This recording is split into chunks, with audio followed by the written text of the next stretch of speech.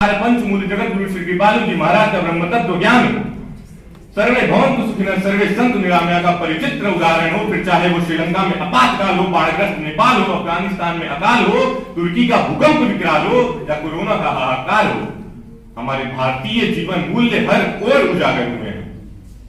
और महोदय, जब बात आती है कि हमारे भारतीय जीवन मूल्य कब से हैं, किन युगों से हैं, तो ये आज से नहीं कई युगों से चले आ रहे हैं। ओम भद्रम कड़े विश्वा देवा भद्रम पश्यमित्रा स्वस्ति नु विश्वे देवितम यदायु ओम स्वस्ति नो इंद्रो विद्य सर्वा स्वस्ति नो पूषा विश्वेदा स्वस्ति नो ऋचो वरिष्ठनेमि स्वस्ति नो स्पत धातु। ओम शांति शांति शांति। हमारे ऋग्वेद के शांति पाठ से लेकर हमारे विष्णु पुराण तक अष्टादश पुराणे व्यासस्य वचनम द्वयम परोपकाराय पुण्याय पापाय परिपीडनम। और महोदय, जब बात आती है कि हमारे जीवन मूल्य जरूरी क्यों है, क्या जरूरत है उनका, तो मैं आपको दो शब्द के बारे में बताना चाहूंगा, प्रभु और पशु। महोदय ध्यान दीजिएगा, प्रभु और पशु दोनों पास से शुरू होते हैं, परंतु यह मनुष्य के जीवन मूल्य पर निर्भर करता है कि वह अपने जीवन को प्रभुता की ओर ले जाता है या वह अपने जीवन को पशुता की ओर ले जाता है। उदाहरण के तौर पर श्री राम और रावण दोनों का नाम र से शुरू होता है, दोनों की राशियां भी समान है, परंतु आज के समय में देखें तो एक को पूजा जाता है, वहीं दूसरे को जलाया जाता है।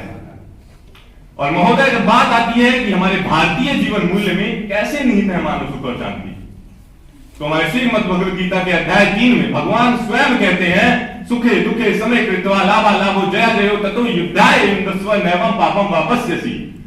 हमारे नीति शतक में लिखा है, शाम न विद्या न तपो न दानम ज्ञानम न शीलम न गुणो न धर्मः ते मृत्यु लोके भूयिभार भूमा मनुष्य रूपेण मृगाश्चरन्ति। हमारी भारतीय जीवन मूल्य का मूल तत्व ही मानव सुख और शांति है।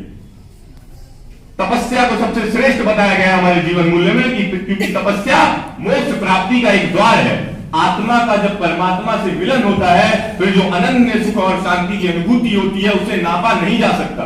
तभी तो हमारे तुलसीदास जी लिखते हैं, तप बल रचय प्रपंच विधाता तप बल विष्णु सकल जगत त्राता तप बल शंभु करौ संहारा तप बल शेष धरई मई भारा।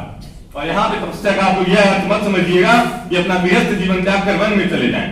यहाँ पे तपस्या का केवल यह अर्थ है कि आप जो भी कार्य कर रहे हैं उसमें अपना 100% योगदान दें। जिसे आध्यात्म में रुचि है वो धर्म का प्रचार करे, शास्त्रों में परिपक्व युवा सरोजिनी नायडू बनकर भारतीय जीवन मूल्यों को विदेशों में परिचित्रित करे, तकनीक जानने वाला युवा अब्दुल कलाम बने, और तकनीक जानने वाला युवा अब्दुल कलाम तो बने ही बने, और हम शिष्टाचार यूं अपनाएं कि जापान से पहले भारत का नाम आए। पर्यावरण संरक्षण के साथ अतिथि देवो भव जैसे भावना को जागरण करने की आवश्यकता है।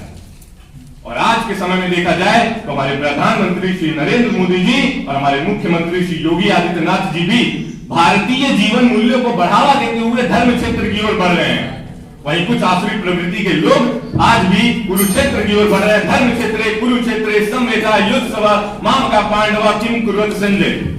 और मैं आज इस मंच के माध्यम से आप सभी से एक निवेदन करना चाहता हूं, एक अनुरोध करना चाहता हूं कि आप सभी लोग हमारे प्रधानमंत्री जी, हमारे मुख्यमंत्री जी का साथ देते हुए धर्म क्षेत्र की ओर अग्रसर होइए। और जो दुर्योधन रूपी लोग कुरुक्षेत्र की ओर हमारे जीवन मूल्यों के, भारतीय जीवन मूल्यों के विरुद्ध चल रहे हैं, आप उनको भी अहिंसा के मार्ग पर चलकर धर्म क्षेत्र की ओर लाइए, क्योंकि हमें पता है जहां पर भारतीय जीवन मूल्य वहीं पे मानव सुख और शांति। श्री रामचरितमानस के कुछ चौपाइयों के साथ मैं अपनी वाणी को विराम देना चाहूंगा। जब जब होई धर्म करानी बाढ़े असुर अधम अभिमानी करई अनीति जाय नहीं बरनी सीधा विप्र धेनु सुर तरनी तब तब धरी प्रभु विदित शरीरा सदा हर सज्जन कर पीड़ा। बहुत बहुत धन्यवाद आप सभी का। इसको फिर न मिलेगी मधुशाला, फिर न मिलेगी मधुशाला। शिक्षा मंदिर के शिखर पर विराजमान सुख शांति के मार्गदर्शक और कईयों के पथ प्रदर्शक परम आदरणीय निर्णायक मंडल के सदस्य, यहाँ उपस्थित आप सभी को मेरा सादर प्रणाम की आकांक्षा करता हूँ।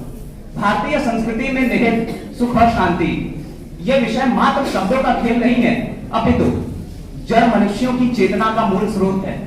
भारतीय संस्कृति ने प्राचीन काल से, प्राचीन समय से हर कालखंड में, हर समय रेखा में इंसानों की मार्गदर्शन किया है, इंसानों का मार्गदर्शन किया और कर रही है। भारतीय जीवन मूल्यों का केंद्र रहे हैं हमारे ग्रंथ, और भारतीय ग्रंथों का केंद्र रही है हमारी प्रस्थान त्रयी, ब्रह्मसूत्र, भागवत गीता या उपनिषद। हमने सदैव बात की है आत्मा की, हमने बात की है आनंद प्राप्ति की। यही कारण है कि जब जब पूरे विश्व में वैश्विक स्तर पर किसी व्यक्ति के भीतर आंतरिक दुख होता है, वो सुख और शांति की अभिलाषा करता है, तो वो भारत की ओर बढ़ता है और भारत की ओर कदम बढ़ाता है। फिर चाहे चीन से आया हुआ ह्यून सांग हो, अरब से आए हुए अल-बरूनी, इब्न बतूता, अब्दुल रज़ाक हो, या फिर यूनान से आया हुआ मेगास्थनीज हो, इन्होंने न केवल भारतीय दर्शन को अपनाया, भारतीय जीवन को आत्मसात किया, अपितु इन्होंने अपने तिमिर युक्त जीवन में हुए नव प्रभात का प्रचार प्रसार भी किया है अपने ग्रंथों के माध्यम से। एक उदाहरण से मैं सारी बातें स्पष्ट कर देना चाहता हूं। जिनके बारे में मैं बात करने जा रहा हूं, उनके बारे में 70-80% लोग नहीं जानते होंगे।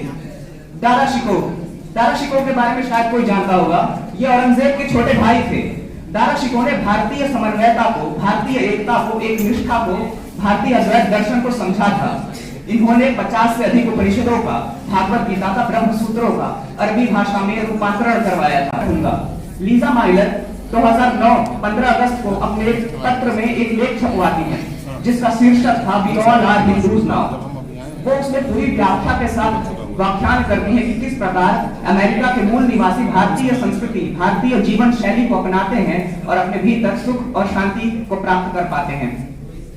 उपनिषद हमें सदैव से सिखाते हैं कि हमारा मूल उद्देश्य यही है कि हम अपने अंतर्निहित सत्य, आनंद और ज्ञान की खोज करें, ना कि देह केंद्रित वासनाओं की पूर्ति के लिए अनर्गल प्रयास करें। श्लोक पढ़ूंगा। सर्वधर्मान् परित्यज्य मामेकं शरणं व्रज अहं त्वं सर्व पापेभ्यो मोक्षयिष्यामि मा शुचम्। अध्याय 18 श्लोक 46। कृष्ण घोषणा करते हैं, हे अर्जुन, हे पार्थ, समस्त धर्मों का परित्याग कर दो। ध्यान देने वाली बात है, यहाँ पर धर्म का अर्थ हिंदू मुस्लिम से नहीं है। ये धर्म वो अनर्गल कार्य हैं जो हमें रोकते हैं परमानंद को प्राप्त करने से, परम शांति को प्राप्त करने से।